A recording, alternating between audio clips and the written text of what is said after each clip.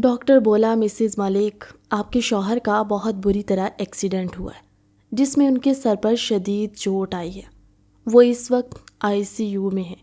آپ لوگ جتنا جلدی ہو ہسپتال پہنچے۔ روحی جو ایک دم زمین پر گری، اس کے الفاظ اس کے گلے میں اٹک گئے۔ نفیسہ بیگم، ملک حسن جو روحی کو بار بار پوچھ رہے تھے کہ روحی کچھ تو بولو، کیا ہوا ہے اسفن کو، میرا بچہ ٹھیک تو ہے؟ روحی وہ اٹکتے سے الفاظ میں بولی، اماں جی، بابا، اسفن کو ہماری ضرورت ہے، ہمیں فوراً ہسپتال پہنچنا ہے، اسفن کا ایکسیڈنٹ ہو گیا۔ ادھر سونیا جس کا آخری مہینہ چل رہا تھا، وہ ایک دم صوفے سے کھڑی ہوئی اور چکرا کر پھر صوفے پر گر گئی۔ ملک ہاؤس جہاں خوشیوں بھرا ماحول ایک پل میں ماتم کدہ بن چکا تھا، ہر کوئی اپنے غم میں نڈال تھا۔ ملک حسن نفیسہ بیگم سے بولے، آپ گھر پر سونیا کے پاس رہیں، میں اور روحی ہاسپٹل جاتے ہیں۔ سونیا بولی، بابا میں بھی چلوں گی۔ تو وہ اسے سمجھاتے ہوئے بولے، بیٹا ہم لوگ فون کر کے ساری صورتحال سے آگاہ کرتے رہیں گے، مگر اس وقت تم اس حال میں نہیں ہو کہ ساتھ چلو۔ روحی جلدی سے بولی، بابا جلدی کریں۔ وہ دونوں ہاسپٹل پہنچے۔ روحی نے ریسیپشن سے پوچھا کہ ملک اسفن کدھر ہے۔ وہ جلدی سے بھاگتی ہوئی پہنچی جہاں ڈاکٹر عقیل ملے اور بولے، کیا آپ ہیں مسز ملک؟ روحی جلدی سے بولی، جی جی میں ہوں۔ اسفن کہاں ہے اور کس حال میں؟ کیا میں مل سکتی ہوں؟ ملک حسن نے ڈاکٹر کو اپنا تعارف کروایا جو کسی تعارف کے محتاج نہیں تھے۔ ڈاکٹر نے کہا ان کا بہت بلڈ ضائع ہو گیا، جسے ارینج کرنے کی کوشش کر رہے ہیں۔ اگر آپ میں سے کسی کا میچ کرتا ہے تو ویل اینڈ گڈ، ادروائز ہم پوری کوشش کریں۔ نرس بھاگتی ہوئی باہر آئی اور بولی، ڈاکٹر صاحب پلیز جلدی آئیے، مریض کی حالت کافی کریٹیکل ہے۔ روحی اور ملک صاحب کے پاس سوائے صبر کرنے کے اور کوئی چارہ نہیں تھا۔ گھر سے نفیسہ بیگم کی کال آئی تو روحی بولی، اماں جی ابھی ڈاکٹر نے کچھ نہیں بتایا، آپ بس دعا کریں، آپ تو ماں ہے اسفن کی اور ماں کی دعا ضرور قبول ہوتی ہے۔ یہ کہتے ہوئے روحی اپنے جذبات کو قابو نہ کر سکی اور کال بند کرتے وہیں زمین پر بیٹھی تڑپ تڑپ کر رونے لگی۔ ملک حسن نے روحی کو سر پر پیار کیا، بولے، بیٹا اس وقت دعاؤں کی ضرورت ہے اسفن کو، میرا بچہ سنبھالو خود کو۔ ڈاکٹر جو کافی دیر بعد باہر آیا، ڈاکٹر کا اترا ہوا چہرہ دیکھ کر وہ دونوں گھبرا گئے اور پوچھا، ڈاکٹر صاحب اسفن کیسا ہے؟ ڈاکٹر کہنے لگے، وہی ہوا جس بات کا ڈر تھا ملک صاحب، آپ کا بیٹا ہوش میں آنے کی بجائے کوما میں چل گیا، جو اس وقت زندہ لاش کے سوا کچھ نہیں۔ حسن صاحب کو اپنی ٹانگوں سے جان نکلتی محسوس ہوئی۔ وہ گرتے گرتے دیوار سے ٹیک لگا گئے۔ جس بوڑھے باپ کا جوان اکلوتا بیٹا یوں اچانک اس کی آنکھوں کے سامنے زندہ لاش بن جائے، اس باپ کی کیا کیفیت ہوگی؟ یہ بات حسن صاحب سے بہتر اور کون جانتا تھا۔ روحی بولی، ڈاکٹر صاحب کیا ہم اسفن کو مل سکتے ہیں؟ وہ بولا، جی ضرور۔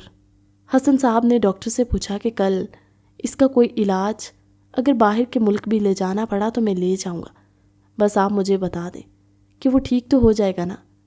ڈاکٹر بولا، ملک صاحب یہ سب کہنا قبل از وقت ہوگا کہ اسفن کب ٹھیک ہوں۔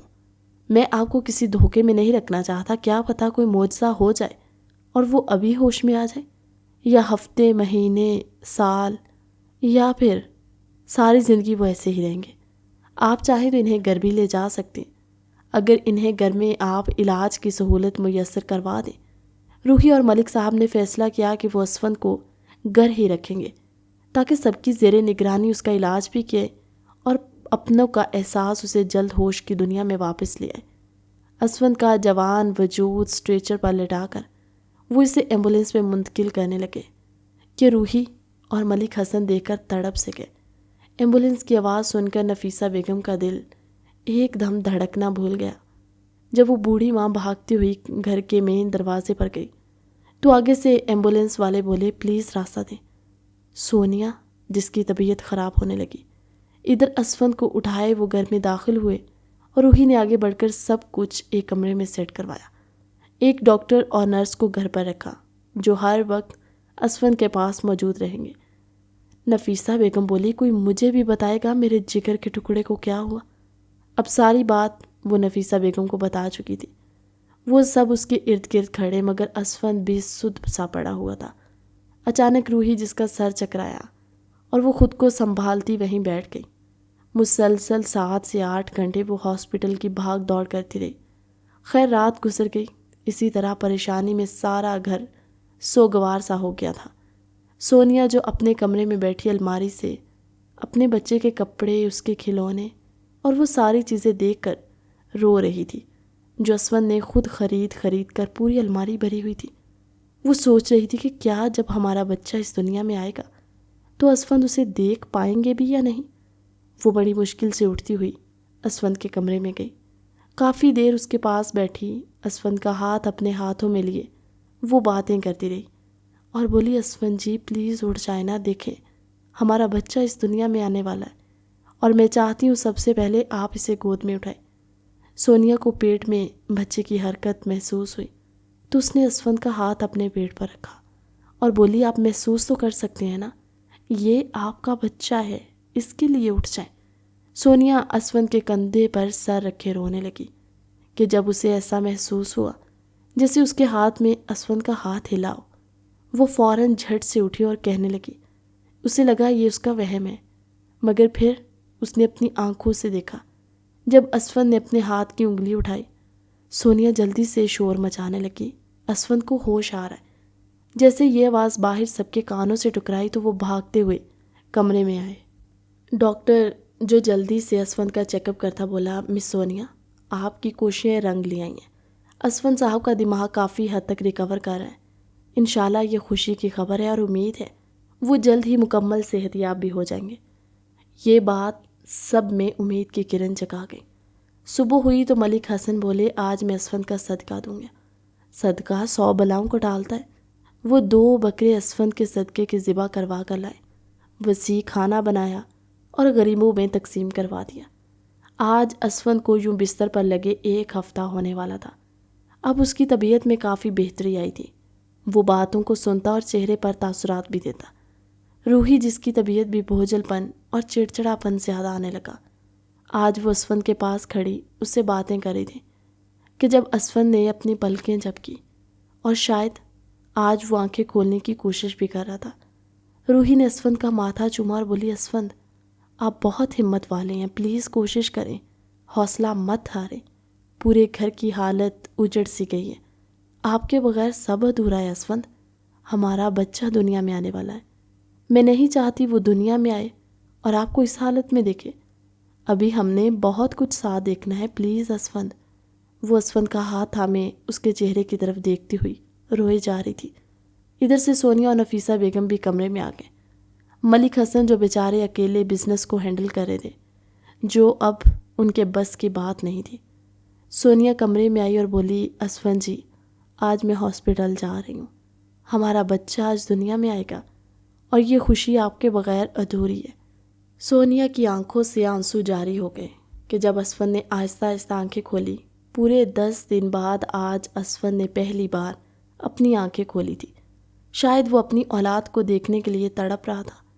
ڈاکٹر جس نے جلدی سے اسفند کا چیک اپ کیا اور بولا، مبارک ہو آپ سب کو، ملک اسفند اب تقریباً خطرے سے باہر ہیں، انشاءاللہ یہ اگلے 1 یا 2 دن میں اپنے پیروں پر کھڑے ہوں گے۔ یہ وہ خبر تھی جسے سننے کو سب کے کان ترس گئے۔ نفیسہ بیگم نے ملک حسن کو کال کی اور بولی، ملک صاحب مبارک ہو، آپ کے بیٹے کو اللہ نے دوسری زندگی بخشی ہے، آج اسفند نے اپنی آنکھیں کھولی ہیں، اب وہ خطرے سے باہر ہے۔ شام کو سونیا کی ڈیلیوری ہونی تھی، اسے بھی اب سکون ملا۔ اسفند جو کچھ دیر رک کر بولنے لگا، سب کی طرف دیکھ رہا تھا اور سونیا سے بولا، مجھے معاف کر دینا، اس وقت تمہارے ساتھ نہیں جا رہا۔ سونیا اسفند کے ساتھ لگی، اس کا ہاتھ چوما اور بولی، اماں جی بابا اور روحی جی ہے نا میرے ساتھ، آپ فکر نہ کریں، اللہ نے چاہا تو سب ٹھیک ہوگا۔ وہ جو خود کم عمر سی تھی اور دل میں ڈری ہوئی تھی، اوپر سے وہ اسفند کے سامنے بہادر بنی۔ شام کو ملک حسن اور نفیسہ روحی سب سونیا کے ساتھ ہاسپٹل گئے تھے۔ گھر پر اسفند کی بہن رمشا آئی تھی جو اسفند کے پاس موجود تھی۔ سونیا جو ہاسپٹل میں روحی سے بولے، روحی جی میں جانتی ہوں آپ کا دل بہت بڑا ہے، اگر کبھی میری کوئی بات بری لگی ہو تو مجھے معاف کر دینا، زندگی موت اللہ کے ہاتھ میں، مجھے کچھ ہو جائے تو یہ بچہ آپ کا ہے، آپ اس سے کبھی ماں کی کمی محسوس مت ہونے دیجیے گا۔ روحی کا دل موم کی طرح پگھلا اور وہ جھٹ سے سونیا کو گلے سے لگا گئی اور بولی، میرے دل میں تمہارے لیے کوئی نفرت نہیں ہے سونیا، اور اللہ تمہیں صحت دے کچھ نہیں ہوگا تمہیں، پتہ ہے ہمارا بچہ بڑا خوش نصیب ہوگا جسے دو ماؤں کا پیار ملے گا۔ سونیا کو آپریشن تھیٹر میں لے جایا گیا۔ کافی وقت گزر گیا، سب باہر بے صبری سے انتظار کر رہے تھے۔ جب اندر سے ننھے سے بچے کے رونے کی آواز آئی، سب کے چہروں پر خوشی کی لہر دوڑ گئی۔ کچھ دیر بعد نرس بچہ گود میں لیے اسے باہر لائی اور بولی، مبارک ہو، ماشاءاللہ بیٹا ہوا ہے۔ ملک حسن جو وہیں زمین پر سجدہ ریز ہو گئے۔ نفیسہ بیگم کی آنکھوں سے آنسو تھے جو تھمنے کا نام ہی نہیں لے رہے تھے۔ روحی نے آگے بڑھ کر کانپتے ہاتھوں سے بچہ گود میں لیا اور آج اسے ایسا لگا کہ اس کی سنی گود ہری ہو گئی ہے۔ وہ بچے کو چومتی ہوئی بولی، اسے نفیسہ بیگم کے پاس لے گئی۔ روحی نے رمشا کو ویڈیو کال کی اور کہا، اسفند کو سامنے کرو تاکہ وہ اپنی اولاد کو دیکھے اور اپنے قدموں پر کھڑا ہو سکے۔ اسفند ہلکی سی ٹیک لگائے بیٹھا تھا، سر پر اس کی ابھی بھی پٹی بندھی ہوئی تھی۔ جیسے روحی نے اس کے سامنے اس کا بیٹا کیا، اسفند کا جی چاہا کہ وہ اڑ کر اس کے پاس جائے اور اسے سینے سے لگا لے۔ وہ سر پر ہاتھ رکھتا سیدھا ہوا کہ جب بچے کے رونے کی آواز سن کر وہ مزید بے چین ہوا اور بولا، روحی سونیا کیسی ہے؟ روحی کہنے لگی، ابھی وہ بے ہوش ہے، آپریشن ہوا ہے، جیسے ہی ہوش میں آتی ہے میں آپ کی بات کرواتی ہوں۔ کال بند ہوئی۔ اسفند بے چین سا ہو گیا اور بار بار اپنے قدموں پر کھڑا ہونے کی کوشش کرتا رہا۔ اسے تھا کہ وہ کسی طرح ہاسپٹل پہنچ جائے، کیونکہ ابھی 2 دن سونیا نے اور رکنا تھا ہاسپٹل۔ اتنے میں اس کا صبر جواب دے جاتا۔ نرس بولی، آپ ویل چیئر کا یوز کریں، جتنی احتیاط کریں گے اتنا ہی فائدہ ہوگا۔ اسفند رمشا کے ساتھ ہاسپٹل جانے لگا۔ راستے سے وہ پھولوں کا گلدستہ اور مٹھائیاں لے کر ہاسپٹل پہنچے تو سب اسفند کو دیکھ کر حیران رہ گئے۔ پورے ہاسپٹل میں مٹھائی بٹوائی۔ حسن صاحب اپنے پوتے کو اٹھائے اسفند کی گود میں ڈال کر کہنے لگے، بیٹا اولاد یہ چیز ہوتی ہے اور تم میں میری جان بستی ہے۔ سونیا کو ہوش آیا تو وہ اسفند کو دیکھے خوشی کے مارے آنکھوں سے آنسو بہانے لگی۔ آج کا دن ان سب کے لیے بہت خوشی کا دن تھا۔ 2 دن بعد جب گھر لوٹے، بہت شاندار طریقے سے سونیا اور بچے کا ویلکم کیا گیا۔ اب اسفند اپنے پاؤں پر چلنے لگا تھا کہ ملک حسن صاحب کہنے لگے کہ بھائی بہت رو دو لیا سب نے، اب اللہ نے ایک ساتھ 2 خوشیاں دی ہیں تو گھر میں ایک جشن تو ہونا چاہیے۔ روحی جو اس وقت اپنے کمرے میں تھی، اسے اپنی طبیعت کافی دنوں سے بوجھل سی محسوس ہو رہی تھی کہ اچانک اسے ابکائی سی محسوس ہوئی۔ وہ کمرے سے باہر نکلی اور سوچا تھوڑی دیر تازہ ہوا میں پھروں تاکہ طبیعت تھوڑی سنبھل جائے۔ وہ سیڑھیاں اترتی نیچے آئی جہاں سب موجود تھے، چائے پینے لگی۔ لیکن جب روحی نے چائے کا کپ منہ کو لگایا تو اسے لگا اسے ابھی متلی آ جائے گی۔ اس نے کپ رکھا تو نفیسہ بیگم کہنے لگی، کیا بات ہے روحی، تمہاری طبیعت ٹھیک نہیں لگ رہی، چہرہ بھی کافی زرد پڑ رہا ہے۔ اسفند جو خود بچے کو گود میں لیے بیٹھا تھا روحی کی طرف دیکھ کر بولا، روحی آئی اوکے، ڈاکٹر کے پاس چلیں؟ وہ بولی، پتہ نہیں اماں جی، کافی دنوں سے چکر سے بھی محسوس ہو رہے ہیں اور جی بھی بہت متلاتا ہے۔ روحی کی باتوں پر نفیسہ بیگم بولی، روحی میرے بچے، لگتا ہے اللہ نے ہماری آزمائشیں ختم کر دی۔ روحی بولی، میں سمجھی نہیں۔ تو وہ بولی، لگتا ہے تم ماں بننے والی ہو۔ روحی کو ایک دم شوق سا لگا، اسے اپنے کانوں پر یقین نہیں آ رہا تھا۔ سچ میں اماں جی میں ماں بن سکتی ہوں؟ وہ خوشی اور غم کے ملے جلے جذبات سے بولی۔ تو نفیسہ بیگم بولی، تم ایک بار ڈاکٹر سے تسلی کروا لو۔ روحی بنا وقت ضائع کیے ہاسپٹل جانے لگی۔ اسفند بولا، رکو میں بھی تمہارے ساتھ چلتا ہوں۔ وہ دونوں گاڑی کی پچھلی سیٹ پر بیٹھے ہوئے، ڈرائیور گاڑی ڈرائیو کرتا انہیں ہاسپٹل لے گیا جہاں روحی نے اپنا چیک اپ کروایا تھا۔ ڈاکٹر بولی، مسز ملک ہمارا علاج کامیاب رہا، آپ ماں بننے والی ہیں۔ اس خبر پر روحی کو سمجھ نہیں آ رہی تھی کہ ہنسے یا روئے۔ وہ چہرے پر مسکراہٹ لیے آنکھوں سے آنسو بہا رہی تھی۔ جب باہر بیٹھے اسفند کو اس نے یہ خبر دی تو اسفند، جس کی خوشی سنبھالے نہ سنبھلنے والی، وہ بولا، روحی اللہ نے تمہارے صبر کا پھل تمہیں دیا، جتنی قربانیاں تم نے دی ہیں یہ اللہ کا انعام ہے ہمارے لیے۔ روحی آج لگتا ہے کہ اللہ نے سچ میں ہماری زندگی کو مکمل کر دیا۔ گھر گئے سب کو یہ خبر دی۔ نفیسہ بیگم بار بار روحی کو گلے لگا رہی تھی، اس کے صدقے اتار رہی تھی۔ حسن ملک نے اسفند کو گلے لگایا اور بولے، بیٹا تم جیسا نیک اور فرما بردار بیٹا جس نے ہر وقت اپنے والدین سے دعائیں لی، اور اب وہ دعائیں تمہاری زندگی میں رنگ لے آئی ہیں۔ سونیا جس نے روحی کو گلے مل کر مبارکباد دی اور بولی، روحی جی ہمارا اب ایک نہیں بلکہ دو بچے ہوں گے۔ سب زوردار کہکہے سے ہنسے۔ اسفند جس کی طبیعت کافی بہتر ہو رہی تھی، اس نے آفس جانا بھی سٹارٹ کر دیا۔ وقت گزرتا گیا اور روحی کی ڈیلیوری کے دن بھی قریب آ گئے۔ گھر میں بہت تیاریاں ہو رہی تھی۔ اسفند نے ایک کمرہ اپنے بچوں کا سیٹ کروایا جس میں اس نے دنیا جہان کی چیزیں بھر دی۔ اسفند اور سونیا کا بیٹا ازلان اب چلنے لگا تھا۔ روحی جو ڈرائنگ روم میں سب کے ساتھ بیٹھی تھی کہ اسے اچانک درد شروع ہوا۔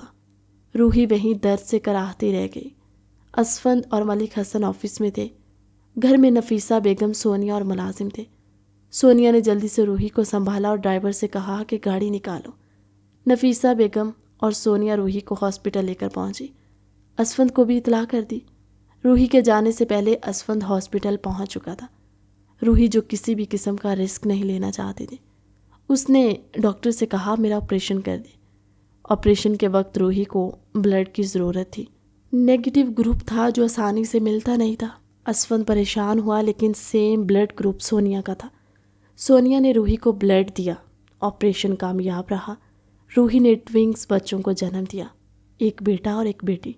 اسفند جو ہاسپٹل کے سٹاف میں پیسے بانٹ رہا تھا، ان سب کی خوشی کا تو جیسے کوئی ٹھکانہ نہ رہا۔ ایک بچہ سونیا کے گود میں اور دوسرا اسفند کی۔ اللہ تعالیٰ نے روحی کے صبر کا، اس کی اچھائی کا بدلہ اسے بہترین عطا کیا۔ آج جب روحی کو ہاسپٹل سے چھٹی ملی تو وہ لوگ گھر آئے۔ ملک ہاؤس میں خوشیوں کے شادیانے گونج اٹھے۔ تو ناظرین، کیسی لگی ہماری سٹوری؟ کمنٹ سیکشن میں اپنی قیمتی رائے کا اظہار ضرور کیجیے۔ اللہ حافظ۔